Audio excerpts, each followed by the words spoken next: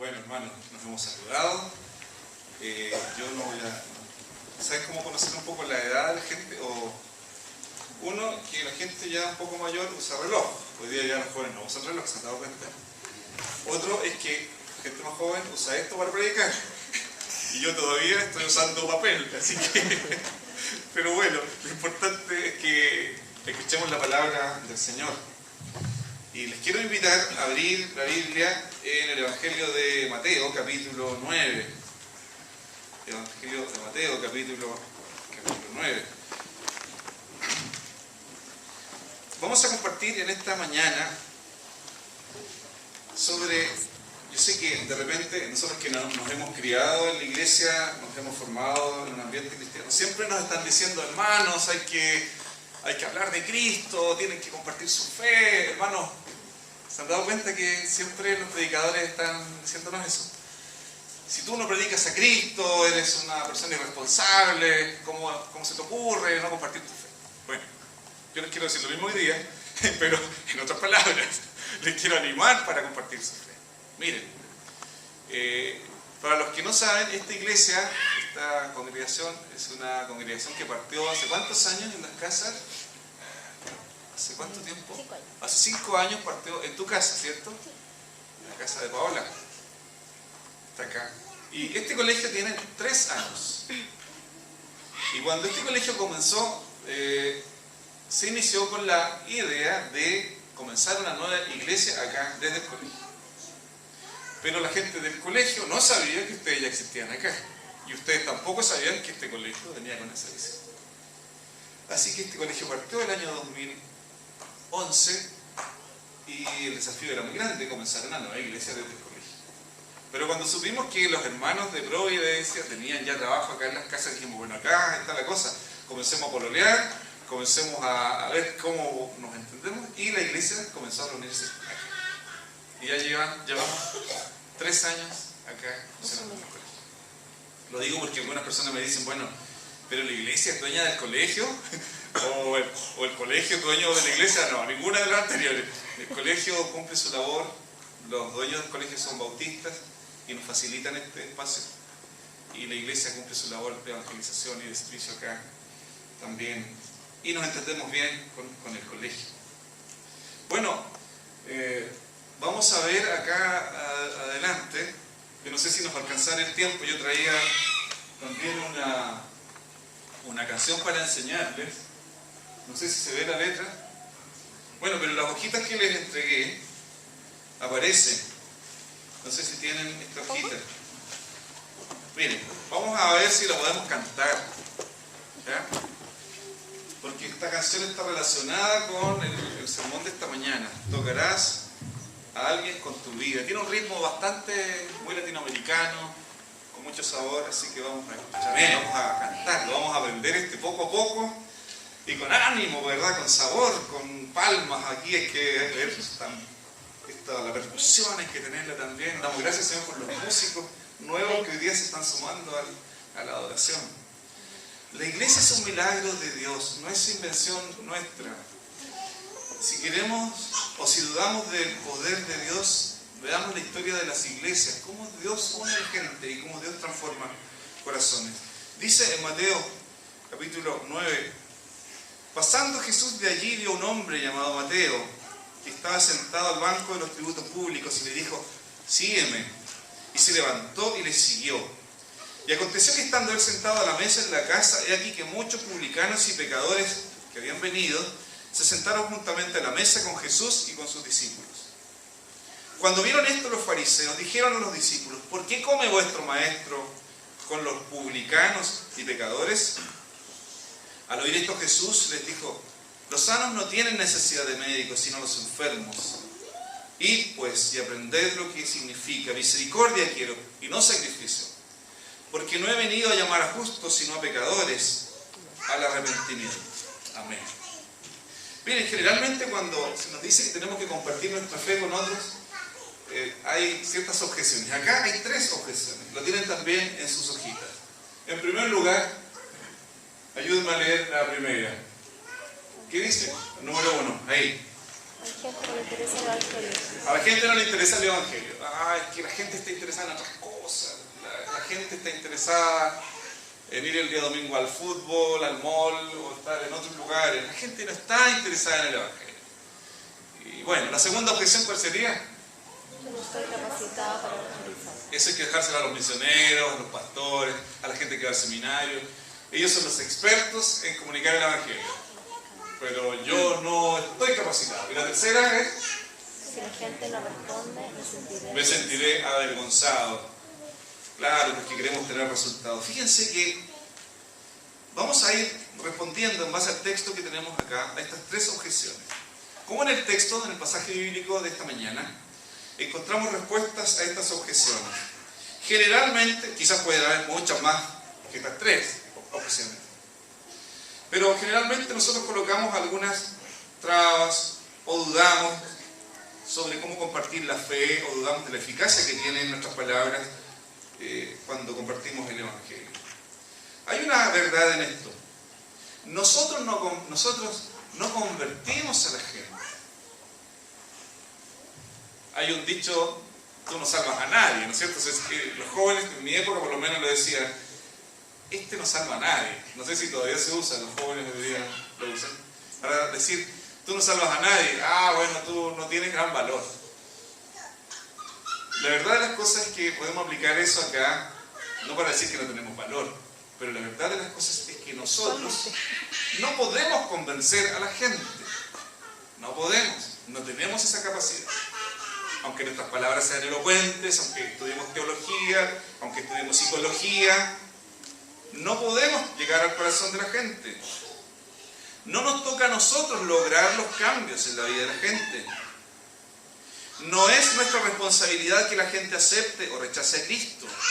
No depende de ti, no depende de mí. Tampoco depende de nosotros que la iglesia crezca o no. Es obra del Espíritu Santo, que Dios está, ¿verdad?, trabajando en medio nuestro a través del Espíritu Santo. Sí, yo debo disponerme, pero quien hace la tarea es Dios. Y hay muchos prejuicios con respecto a la evangelización. Y aquí tenemos tres cosas, tres objeciones. En primer lugar, veamos en este texto quién era Mateo, o cómo lo mira la gente a Mateo. Es un descarriado. Mateo es un judío que había sido formado, como toda persona judía, había sido formado por sus padres en la fe. Pero algo sucedió en la vida de Mateo. Llegó un momento en su vida, en su existencia, que este hombre buscó su propio camino y se apartó quizás de la fe de sus padres. Era un traidor, según la opinión de la gente. ¿Por qué un traidor? Un judío al servicio del invasor del Imperio Romano, que está allí siendo empleado, es un funcionario del Imperio Romano, siendo judío, y está traicionando a su patria. ¿Por qué? Porque está cobrando los impuestos para que estos judíos paguen a Roma, pero a la vez no solamente es un traidor, sino que es un estafador. Porque cobraba una parte, pero cobraba un poco más también para quedarse él con otro tanto, ¿verdad? Eso lo vamos a ver en el texto. Era un hombre pecador. Imagínense lo que pensaban los judíos piadosos, lo que pensaban de este hombre Mateo. ¿No es algo similar a cómo muchas veces nosotros vemos a la gente a nuestro alrededor? Mi vecino es tan bueno para el carrete, mi vecino. Mi vecino es tan bueno para salir. ¿Qué se va a interesar en el Evangelio? Si yo le hablo de Jesús, probablemente me va a rechazar. No, es de dudosa reputación esta persona. Es un pecador, una pecadora. Y vamos por la vida juzgando a la gente, anticipándonos a lo que Jesús piensa de la gente. Y muchas personas no se acercan a Jesús o no se acercan a la iglesia precisamente por los prejuicios que la iglesia tiene hacia las personas no creyentes. Pero ¿cómo ve Jesús a Mateo? ¿Cómo lo mira Jesús? Dice el versículo 9 que Jesús pasaba por allí y vio a un hombre llamado Mateo. La mirada de Jesús era siempre muy, muy diferente a la mirada que nosotros tenemos hacia las personas. Porque Jesús no se detiene en la fachada, no se detiene en la apariencia, no se detiene ni en la reputación. Jesús ve más allá. Por eso que el texto dice, Jesús vio a un hombre. ¿Pero cómo lo vio Jesús? Lo vio más allá de las apariencias, lo miró con amor. Jesús lo mira en perspectiva, lo mira a futuro, viendo lo que va a suceder a partir de ese momento con la vida de Mateo. ¿Cómo nos miró a nosotros también en un momento determinado? No me miró a mí porque yo hubiese sido una persona tan buena. Jesús no puso su mirada en mí porque yo sea una persona más santa que otro.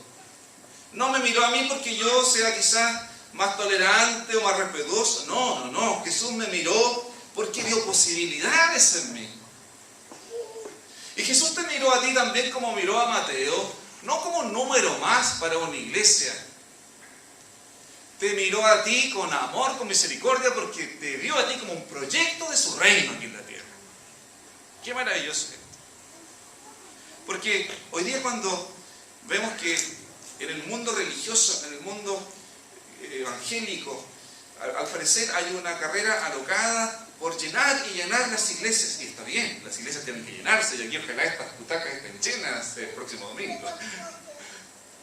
Pero no es el fin de la evangelización. El fin de la evangelización, el fin último, es que la gente se encuentre con este Jesús, que hoy día también está mirándolos, está observándolos, pero con una mirada de misericordia, de amor, de justicia, de perdón, una mirada de gracia. De gracia. La mirada de la gente es muy distinta a la mirada de Jesús, porque Jesús ve más allá de nosotros. ¿Será esta iglesia en Huechuraba una iglesia inclusiva o será una iglesia exclusiva? ¿Qué diferencia hay entre ser una iglesia inclusiva y una iglesia exclusiva? Bueno, una iglesia exclusiva es solamente para gente santa, buena y que tiene la película clara en toda la vida. Pero una iglesia inclusiva es aquella que está abierta a todo tipo de personas. Y piensa usted en la diversidad de gente que existe hoy día en este sector. Muchas iglesias son exclusivas porque jamás se detendrían a mirar a una persona que tiene una reputación no muy buena, ¿verdad? Y a veces algunas iglesias se transforman en grupos cerrados, en clubes, en donde solamente tienen cabida aquellos que cumplen con ciertos requisitos. El único requisito para seguir a Jesús es el arrepentimiento y la fe. El cambio, la transformación viene porque Cristo lo produce en nosotros. Respondamos entonces a estas tres objeciones. Fíjense en el versículo 9, en la parte B. Jesús le dijo, sígueme. Y enseguida Mateo se levantó y lo siguió. Desde la perspectiva de Jesús, Mateo era un buen candidato para el reino. Desde la perspectiva humana, era un caso perdido. No, Mateo ya estaba encasillado allí en la escala social de su pueblo. No, este hombre es de la categoría A, un vendepatria, un miserable, ladrón, traidor, que se alejó de sus padres, un descarriado. No hay esperanza para él. Pero Jesús tiene una mirada distinta y lo ve en perspectiva. Y por eso que responde al final, fíjense en el versículo 9, y se levantó y le siguió. Comentábamos en la clase de la mañana, en la clase de los adultos, si es relevante o no Jesús para nosotros hoy día y por qué es relevante. Y hubo respuestas muy interesantes. Algunos dijeron, bueno, porque Jesús hacía milagros, porque Jesús cambió nuestra vida, porque Jesús ha transformado nuestra mirada de las cosas. Y es verdad. La mirada de Jesús penetrante, la mirada de Jesús cautivadora, también se posó sobre nosotros y nosotros en respuesta a esa mirada lo hemos seguido. No era un caso perdido. Por eso cuando decimos que a la gente no le interesa el Evangelio, tenemos que preguntarnos nosotros, ¿de dónde sacamos nosotros esa respuesta que a la gente no le interesa el Evangelio? ¿Les hemos preguntado a la gente? ¿Les hemos preguntado a los vecinos si les interesa el Evangelio? Quizás la gente no esté interesada en la iglesia o en las iglesias. Vemos masas de gente, mucha gente ambulando de un lado a otro. Nosotros no sabemos lo que Dios está haciendo en el corazón de cada uno de ellos. Pero miren la respuesta a esta objeción. A la gente no le interesa el Evangelio. Eso es lo que pensaban de Mateo. A Mateo no le interesa el Evangelio. Pero dice al final del versículo 9, Mateo se levantó y siguió a Jesús. Siguió a Jesús. Entonces, cuando pensamos nosotros en la tarea de la evangelización, y hay una pregunta ahí en sus hojitas al comienzo, ¿con cuántas personas te relacionas tú diariamente?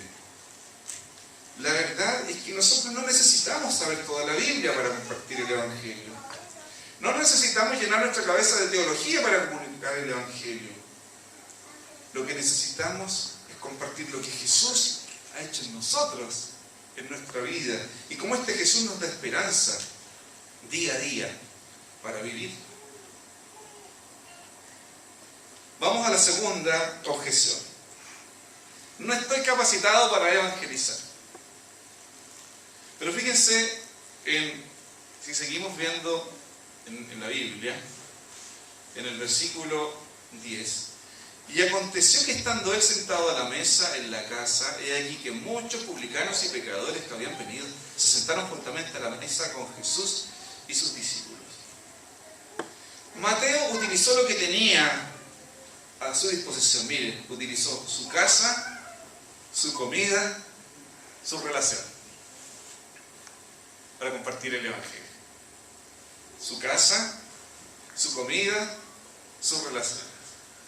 Vaya, y qué interesante que Jesús va a esta casa en donde quizás los judíos jamás se hubiesen asomado, ni la nariz seguramente hubiesen asomado a la casa de Mateo, a la casa de un pecador. ¿Y quiénes estaban allí? Por supuesto, muchos publicanos y pecadores sentados a la mesa. Porque un pecador, ¿a quién va a traer? A otros pecadores. Una persona pecadora como Mateo, por supuesto que sus amigos más íntimos iban a ser también otros pecadores como él. Alguien dijo que a medida que nosotros llevamos más tiempo en la iglesia, es como una pirámide. Imagínense una pirámide. Acá en la base de esta pirámide están todas nuestras relaciones humanas. Cuando conocemos recién a Jesús tenemos una infinidad de amistades, de amigos, familiares, también como nosotros inconversos que no conocen a Cristo. Pero a medida que vamos creciendo en la fe, a medida que llevamos más tiempo en la iglesia, esta pirámide se va estrechando y nuestras relaciones fuera de la iglesia son cada vez mínimas. Piensa en tus amigos, piensa en las personas con las que te relacionas a diario y te darás cuenta que la mayoría de tus amigos están ¿dónde? Dentro de la iglesia. Y eso no es malo, está bien, ojalá todos tuviésemos amigos dentro de la iglesia. Pero ¿qué pasó con tus anteriores amigos? ¿Qué pasó con tus anteriores relaciones? Con tus amigas, tus amigos, tus familiares. ¿Los visitas? ¿Compartes con ellos? Mateo estaba en la base de esta pirámide y allí estaban todos los pecadores, los publicanos, los ladrones, los vendepatrias. Estaban todos aquellos indeseables sentados a la mesa esperando a Jesús que venía también a comer con ellos. ¡Qué escándalo para los judíos de la época! Con razón Jesús tuvo también muchos problemas. ¿Cómo este rabí, cómo este que se dice hijo de Dios está sentado a la mesa con pecadores y con publicanos? Es como si alguno de nosotros en algún momento, el sábado por la noche, se fuera, no sé, ¿a dónde? A un lugar de la ciudad de Santiago, y donde hay puros pecadores, ¿cuál sería ese lugar? ¿Conocen alguno de esos lugares? No. Por ejemplo, ¿qué dirían ustedes si la misionera de la misión, el día sábado por la noche, llegara el domingo en la mañana acá, trasnochada, dijera, hermanos, discúlpenme, tengo tantos sueños, anoche estuve en el barrio Bellavista, en la discoteca, no sé, estuve compartiendo con mucha gente que necesitaba el evangelio. Ustedes dirían, ¿dónde la vi? Vi un video tiempo atrás de una pastora, de una misionera, que parece que en Alemania se iba a las discotecas a evangelizar. Alguien dirá, pero bueno, muy raro, ¿no? ¿Se imagina usted bailando allí diciéndole, mira, el Señor te ama? Oye, quizás es una exageración, pero de repente nosotros hemos perdido de vista o hemos dejado a nuestros amigos, nuestras amigas que no conocen a Jesús, y ya no tenemos tiempo para ellos. Pero la verdad de las cosas es que ellos necesitan también a Jesús. Es obvio que hay amistades que no nos hacen bien, ¿cierto? Y amistades que hemos dejado con amor a Jesús. Pero acá está Mateo, volvamos al texto. Y allí están sentados todos estos pecadores. Pero Mateo no conocía nada de Jesús, solamente lo vio en un momento, pero puso a su disposición lo que tenía para compartir el Evangelio: su casa, su comida, sus relaciones. Su casa, su comida, sus relaciones. ¿Qué tienes tú para compartir el Evangelio? ¿Qué tienes tú? A lo mejor tú practicas algún deporte. Quizás te gusta el cine o la música, que a otro también le gusta, que a otras personas les gusta. Tienes algún hobby, algún pasatiempo. Quizás puedes utilizar eso también para comunicar el mensaje de Jesús. Hazlo con lo que tienes. Cristo hará lo demás. La tercera objeción: si la gente no responde, me sentiré avergonzado. Claro, Mateo fue criticado. Y Jesús fue criticado. ¿Cómo este come y se sienta a la mesa con publicanos, con pecadores? Y sus discípulos aún más están con él allí. Dice el versículo 11: ¿por qué come vuestro maestro con los publicanos y con los pecadores? Si la gente no responde, me sentiré avergonzado. A veces decimos, es que, ¿sabes? No nos corresponde a nosotros presionar para que la gente reciba a Jesús. En una oportunidad, yo viví en la quinta región, cuando recién salí del seminario, y me fui a una iglesia pequeña, muy pobre, en el puerto de Quintero, y tenía que comenzar allí mi trabajo. Tuve 4 años allí. Era una iglesia muy chiquitita, con unas bancas muy endebles, que si tú te sentabas, crujían. El templo también crujía completamente. Y a los hermanos se les ocurrió comenzar una iglesia nueva en otra localidad que está frente a Quintero, Ventanas, donde hay una refinería de cobre. No sé si conocen ese lugar, Ventanas. Y alguien dijo, ese pueblo es un pueblo que maltrata a los cristianos. Allí en ese pueblo no va a haber resultado de nada. Y fuimos, como por 2 años estuvimos en la casa de una persona evangelizando, sirviendo. Y hubo conversiones. Recuerdo un niño como de unos 13, 14 años que se convirtió e hicimos bautismos ahí mismo en el mar. 13, 14 años tendría el niño. Recuerdo muy bien, se llamaba Marco. Se bautizó con sus papás, sus hermanos. Pasaron muchos años. Después yo me fui de ese lugar y la iglesia, el grupo desapareció, no sabemos qué sucedió. Esto fue el año 1997, 98, por ahí. Pasaron muchos años. Un día, estando acá en el colegio, recibo a unas visitas del grupo bíblico universitario, porque nos vienen a pedir el colegio para una actividad. Hicimos todos, digamos, los acuerdos, ellos ocuparon acá para hacer un congreso. Al día siguiente me llama alguien, me dice, hablo con el pastor Ariel González, sí, con él. Me dice, yo soy el coordinador y consejero de todo el grupo bíblico universitario de la región metropolitana. Necesito tener una conversación con usted. ¿Cuándo puedo visitarlo? Y su nombre me quedó dando vueltas. ¿Cómo te llamas? Marco Cavalieri. Marco Cavalieri.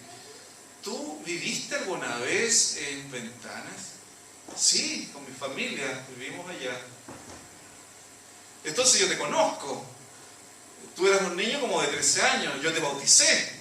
A ver, ¿usted es el pastor que me bautizó? Y siento un grito detrás del teléfono. ¡Oh, pero no puede ser! Esto es increíble. A ver, ¿pero cómo? A ver, cuéntame. ¿Qué es de tu vida? ¿Qué pasó contigo? Al día siguiente nos juntamos. Vino acá al colegio.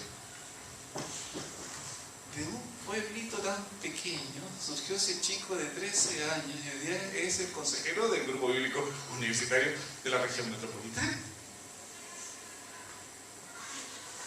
Entonces, se me vino al corazón un gozo tan grande, tan grande, porque dije, de verdad, lo poco o mucho que podemos hacer en el reino de Dios tiene fruto, no depende de nosotros. Dios produce el crecimiento. Entonces, no desmayes cuando tú tienes que compartir tu fe o cuando tienes que servir al Señor, porque lo que tú haces no es para los hombres, es para este Dios que ve todas las cosas y Él producirá el crecimiento, el desarrollo, Él dará el fruto. ¿Cuándo? No lo sabemos. Eso está en las manos de Dios. El gran despertar, el gran avivamiento que hay en la China hoy día, o en África, es resultado de muchos años, décadas de trabajo, de hombres y mujeres, misioneras y misioneros de Dios, que fueron allá, murieron allá y no vieron resultado en años y en décadas, no vieron resultado. Y mucha gente pensó que era caso perdido.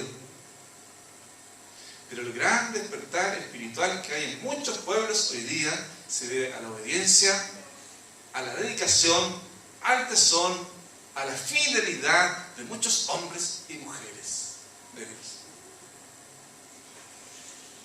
Por eso esta objeción, si la gente no responde, me sentiré avergonzado, no tiene mucha validez si lo comparamos con el texto que estamos analizando. Sí, Mateo tenía muchas cosas de que avergonzarse. Jesús podría haber dicho también lo mismo. ¿Por qué tengo que ir a la casa de este hombre tan pecador? Toda la gente me va a despreciar. Pero Jesús tenía en mente la salvación, la gracia para este grupo de personas inalcanzadas, no alcanzadas aún. Jesús fue el centro de atención en esta comida, en esta reunión. Permite que Jesús también sea el centro de atención en tu vida. Yo no soy el centro de atención, tú no eres el centro de atención. El centro está en la persona de Jesús, en Él. Somos como este burrito que llevó a Jesús un día allí entrando a la ciudad de Jerusalén en ese domingo de Ramos. Este burrito insignificante que cargó sobre sus lomos a Jesús. ¿Quién era el centro en esa ocasión? Jesús. Él. Y nosotros que estamos construyendo esta iglesia, que estamos construyendo con la ayuda de Dios esta comunidad cristiana, no perdamos nunca de vista que el centro de todo lo que hacemos y somos es Cristo. Solo Él. Y este evangelio, que es buena noticia, este evangelio es para todos y para todas. Entonces, hermanos, cuando vengan a nuestra mente estas tres objeciones, a la gente no le interesa el evangelio. No estoy capacitado para evangelizar. Si la gente no responde, me voy a sentir avergonzado. No desmaye. Salgamos hoy día de este lugar de reunión. Si vamos al supermercado, seamos amables con la cajera y una sonrisa o una palabra, Dios te bendiga, ánimo, puede marcar la diferencia para esa persona en ese día. No perdamos los detalles del día a día.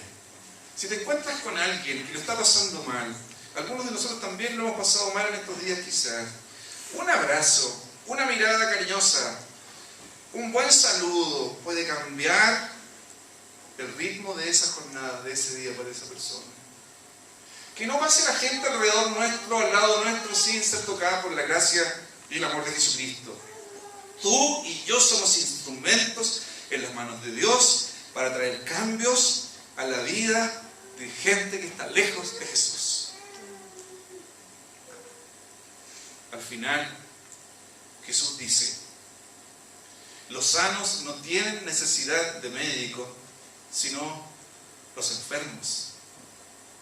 Y aprender lo que significa misericordia quiero y no sacrificio, porque no he venido a llamar a justos, sino a pecadores al arrepentimiento. Que el Espíritu Santo traiga a tu mente, a tu corazón, a alguna persona de tu trabajo, de tu familia, que tú dices, no creo que me escuche. ¿Y qué tal si lo intentas esta semana? ¿Y qué tal si le cuentas lo que Jesús ha hecho por ti? ¿Y qué tal si le cuentas que hay alguien que le ama? ¿O qué tal si lo abrazas y oras por él o por ella? Siempre el Evangelio. Comparte la palabra del Señor. Dios en su momento dará el fruto que esperamos. Si somos fieles, seguro veremos resultados de nuestro trabajo. Que el Señor nos bendiga, nos ayude, y al igual como este hombre Mateo, tú seas testigo de que otros Mateos también y Mateas en este tiempo se acercan a Jesús por tu vida, por mi vida. ¿Les parece si cantamos la canción de nuevo? ¿Ya? Ahora sí la cantamos con más entusiasmo y nos ponemos de pie y vamos a ver cómo nuestra vida, cómo nosotros podemos tocar a alguien y cómo podemos bendecir la vida de otros. Así que saque su mejor voz. Yo sé que le parece que todo sí, Señor. Queremos que se encienda un gran fuego en esta comunidad. ¿Lo quieren ustedes? Un gran fuego del Espíritu, un gran fuego del poder de Dios, un gran fuego donde la gente descubre la esperanza que hay en Jesús. Jesús a mí me ha hecho bien, hermano. Mi vida no sería la misma sin Él. Yo sé que también a ti Jesús te ha hecho bien. Lo pasamos mal, a veces también tenemos problemas, nos enfermamos, sufrimos, pero distinto sería ese sufrimiento sin Cristo. No tendríamos esperanza. Piensa por un momento en la gente que tú conoces y que no sabe nada de Jesús.